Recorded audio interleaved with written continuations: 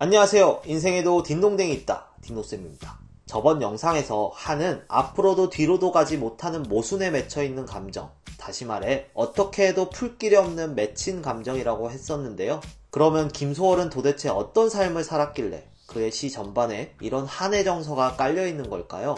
오늘은 김소월이 어째서 한의 시인이 되었는지 그의 한스러운 삶에 대해 살펴보겠습니다. 김소월의 한은 크게 두 가지 상실에서 비롯됩니다. 하나는 아버지, 그리고 하나는 오순이라는 여인입니다. 먼저 김소월에 붙인 김성도는 1904년 처가에 나들이를 가는 도중 철도공사의 일본 목독군들에게 심한 폭행을 당합니다. 무수히 매를 맞고 말에 거꾸로 매달려왔다고 하는데 한 달이 넘도록 의식을 잃었다고 합니다. 겨우 깨어났지만 심한 정신 이상 증세를 보였습니다. 다행히 난폭한 행동으로 가족들을 괴롭히진 않았고 혼자 앉아 중얼거리기만 했다고 합니다. 일생을 폐인으로 살아가게 된 것인데요. 프로이트에 따르면 아버지를 보며 그처럼 용감하고 훌륭한 남자가 되려는 과정에서 자아가 성숙한다고 합니다. 어린 시절 우리들에게 아버지는 말 그대로 슈퍼맨이었잖아요. 부르기만 하면 금방 나타나서 모든 문제를 뚝딱 해결해 주었으니까요. 그런데 그래야 할 아버지가 침을 질질 흘리고 있고 자기보다 더 애처럼 행동한다면 그걸 보고 자란 아이는 과연 어떤 사람으로 성장할까요? 그리고 신동으로 불릴 정도로 똑똑했던 김소월은 아버지 때문에 친구들에게 심한 놀림을 당했고 이로 인해 항상 열등감에 시달렸다고 합니다. 한양대 국어교육과 정재창 교수님은 김소월에게 정상인 컴플렉스가 있었다고 말합니다. 유년 시절의 경험 때문에 평생을 더 정상인처럼 살고자 노력했다는 것이죠. 그래서인지 김소월은 보통 사람처럼 평범하게 보이기 위해 그렇게 다작을 하면서도 생업을 놓은 적이 없었습니다.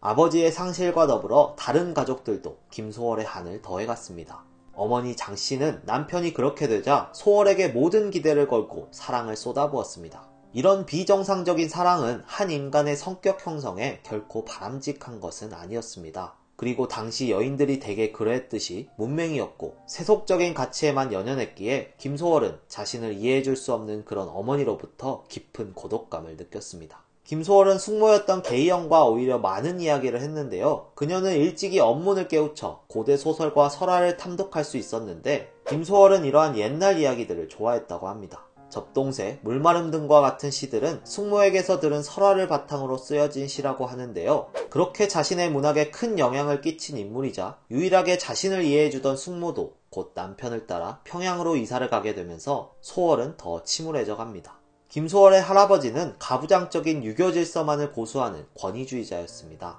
소월의 내면적 고통을 이해해주기는커녕 계속해서 장손으로서 가문을 잇기만을 강요했습니다.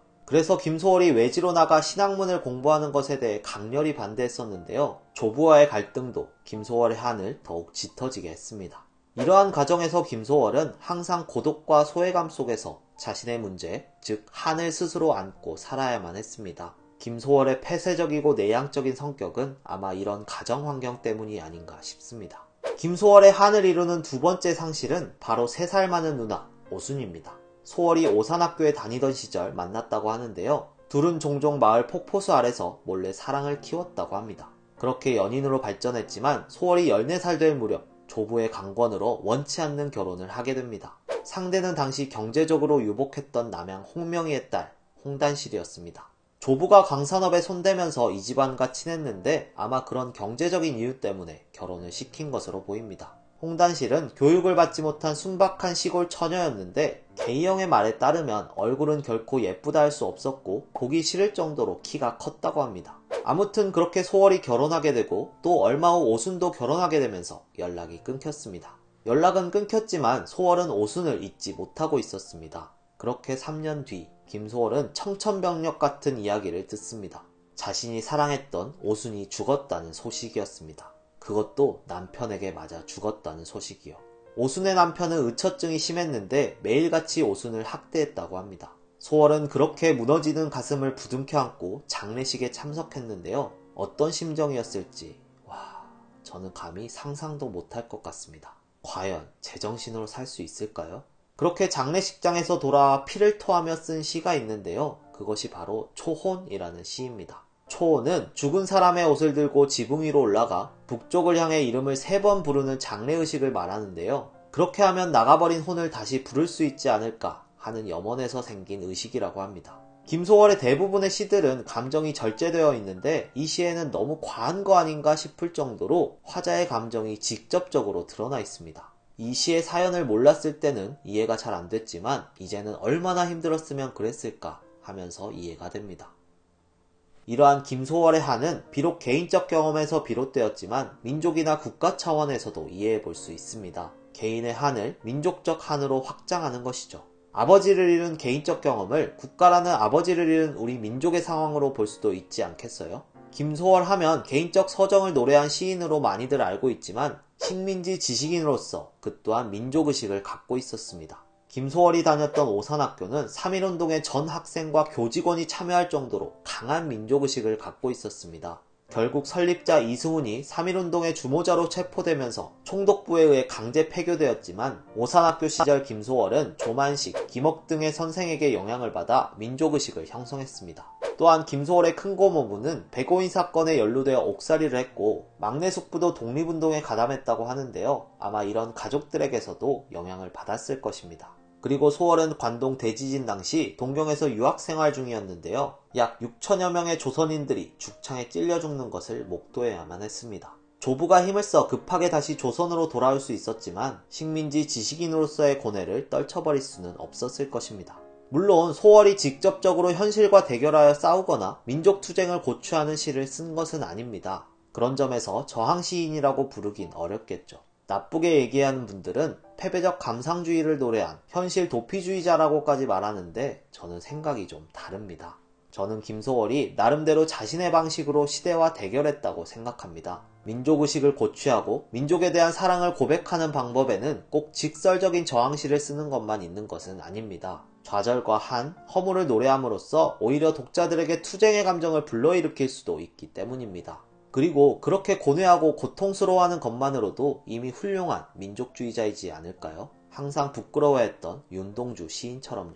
그래서 저는 김소월을 민족시인이라고 충분히 부를 수 있다고 생각합니다. 김소월은 지아비로서의 책임감이 투철해 그렇게 다작을 하면서도 생업을 놓은 적이 없었습니다. 1926년 동아일보 지국을 경영하며 생계를 이어갔는데요. 당시 주민들이 신문을 볼 여력이 없기도 했고 비사교적인 성격, 무능력한 처세로 인해 경영이 어려워집니다. 너무 상황이 악화되자 고리대금업에 손을 대기까지 하는데요. 또 당시 요시찰 대상으로 지목되어 일본 순사들의 괴롭힘을 받습니다. 갑자기 찾아와 욕을 보이고 힘들게 써놨던 작품들도 빼앗아갔습니다. 김소월은 문학과 삶에 대한 의욕을 잃은 채 술로 위안을 삼으면서 세상을 잊고자 했습니다.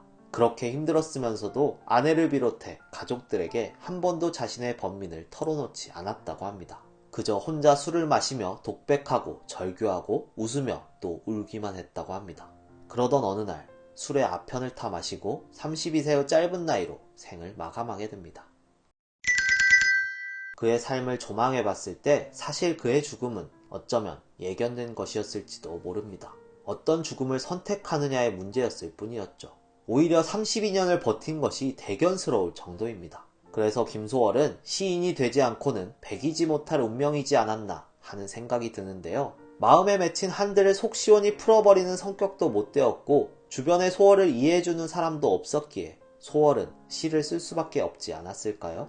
소월은 그 무거운 한을 어떻게든 끌어안고 가보려고 했습니다. 그러나 역시 역부족이었습니다. 작은 한 개인이 어떻게 그 정도의 고통을 감당할 수 있겠어요. 그렇게 소월은 무거웠던 삶을 내려놓고 죽음으로써 안식을 되찾습니다.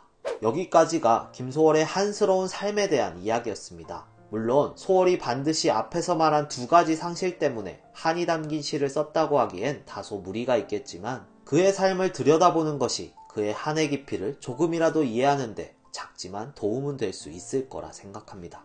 오늘의 영상은 시인이자 서울대 명예교수님이신 오세영 교수님의 김소월 그 삶과 문학을 참고해서 만들었습니다. 그럼 여기까지 딩동댕 딩동쌤이었습니다. 빠이.